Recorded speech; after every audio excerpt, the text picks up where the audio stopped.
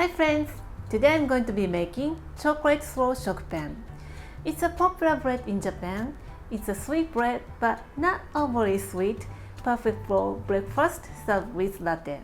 The dough contains egg and milk. It's a kind of rich dough and we are holding a chocolate seed like we are making a croissant. And the fun part is shaping. We braid the dough to make this pretty look. I think you want to make it right away. So let's get started. I have a special offer for my first Udemy baking course at the end of the video, so stay tuned.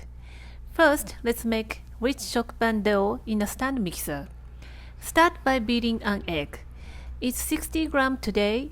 If your egg is smaller than this, maybe it's 10 grams less or so. You don't have to care too much. Mix in milk and water.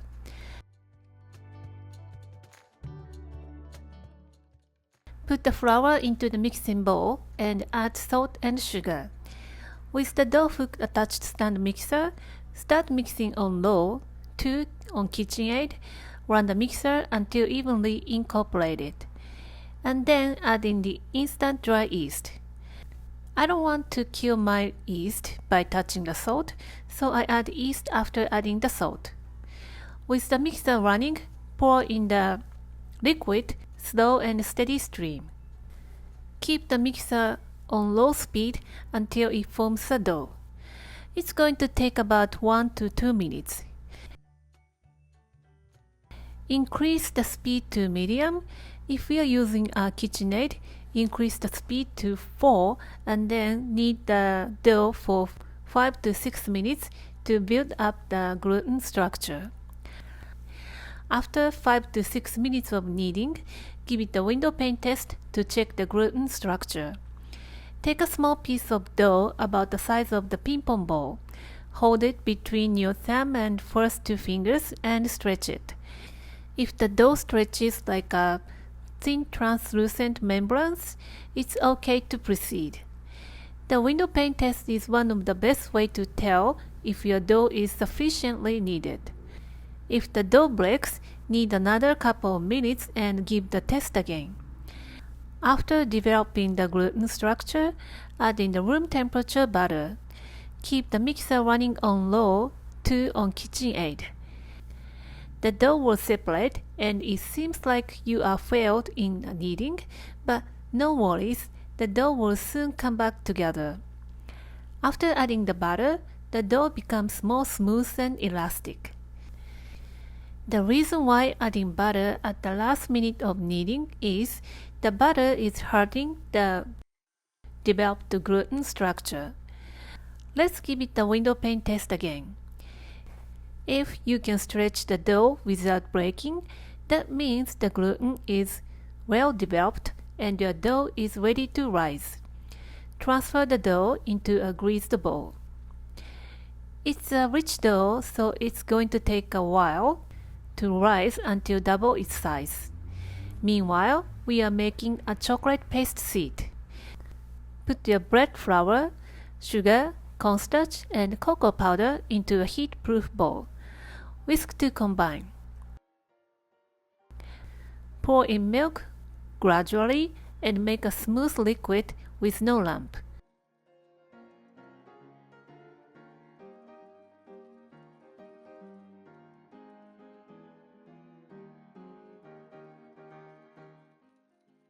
Cook in microwave 30 seconds on 600 watt. Take out and whisk to even out the mixture. Cook it in the microwave 30 seconds on 600 watt once again. Whisk vigorously until it makes a paste.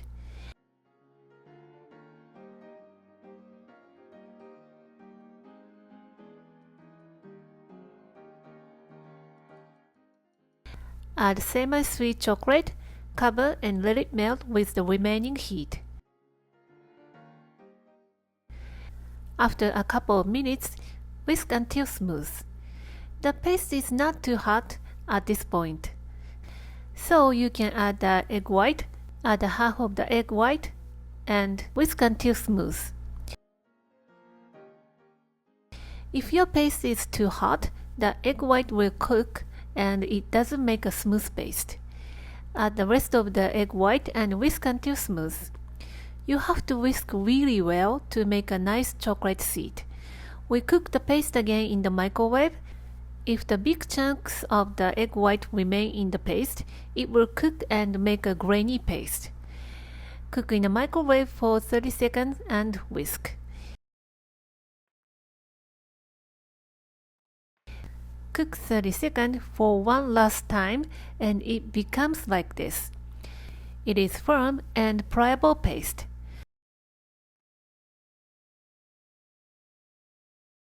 Transfer to a tray and flatten into a 12 by 15 cm slab. Allow it to cool to room temperature and chill in the fridge while the fermentation.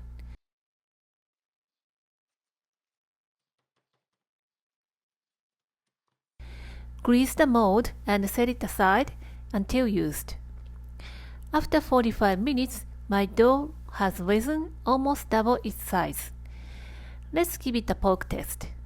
The poke test will tell you that your dough is sufficiently fermented. Poke the dough with your flour-dusted forefinger. If the dough springs back slowly and whole stays, the dough is ready to go. If the dough springs back quickly and whole can stay and shrink, it's under-fermented. Let it rise for 5 to 10 minutes more. Once your dough passes the poke test, take it out onto your dusted working surface. Roll out the dough into 25 by 30 cm rectangle. If your dough springs back and not easy to roll out, cover with a plastic wrap or damp towel and let it rest for 10 minutes. Place the chilled chocolate slab in the center and wrap it in the dough.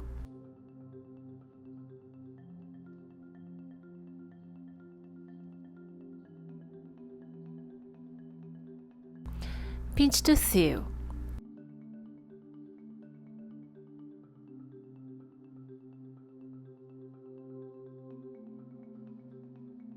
Roll out the dough to 20 by 40 to 50 cm.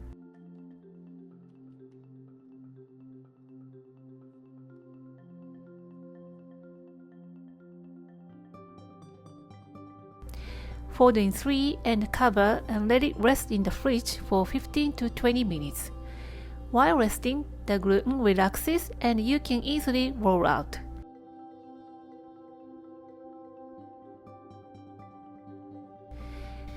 After 15 minutes, take out onto the dusted working surface. Now we are rolling it out for the final shape.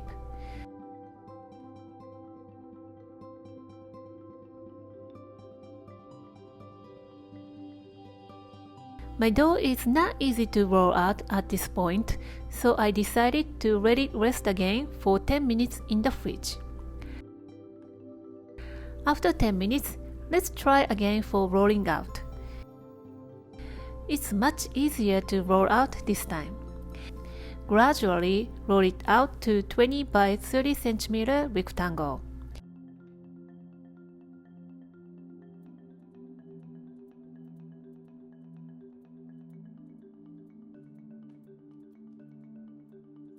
Now roll the dough up to the top.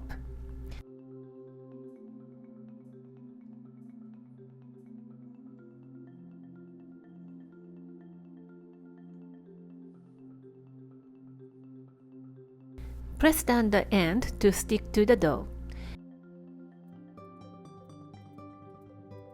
Pinch to seal the end.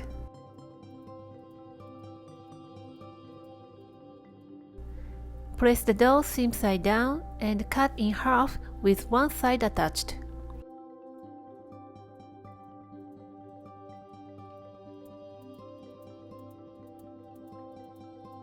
Open the cut side up and braid.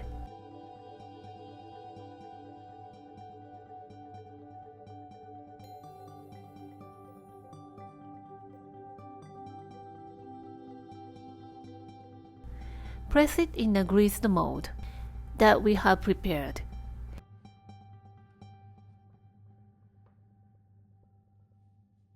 Cover and let it go onto the final rise.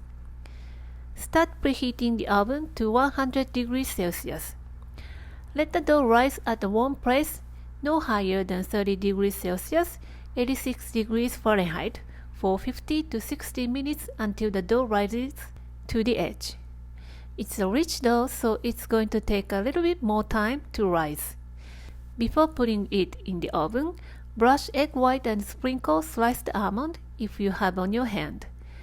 Pop in the oven and reset the oven for 180 degrees Celsius, 356 Fahrenheit. Bake 45 minutes from start to finish. Cover after 15 minutes of baking to prevent from burning. The chocolate seed is easy to burn and it doesn't taste very pleasant, so we bake the bread lower temperature and longer time to cook through. Take out the shokupan mold from the oven, tap your mold onto the working surface, and take the shokupan out. If your bread slides out easily, it's baked properly. But not 100% sure, right? Insert a thermometer into the center of the shokupan right after taking it out from the oven. If the thermometer shows over 90 degrees Celsius, it's finished baking. Smells wonderful in my house. Let it cool to room temperature. Slice it into desired thickness. Let me taste it with the cafe latte. It's so moist and soft, the aroma from the chocolate makes it so wonderful. Latte goes so well with the bread. You should really make this delicious bread soon. Give it a try and let me know how you like it. Before ending this week's video, let me introduce my SHOKUPAN course on Udemy. I have received so many questions on this channel about the SHOKUPAN baking. It took me months to make this thorough course. It's not only about SHOKUPAN, but all about bread baking. I am sure you will understand everything you need to know about bread baking. The special offer for my dearest subscribers on my YouTube channel is the first 10 people can get the course for free from the link. If you cannot get it, you can still get it at the lowest price from the link. I am sure the course has a lifetime value. Stay safe and stay healthy as always, and I will see you soon. Bye!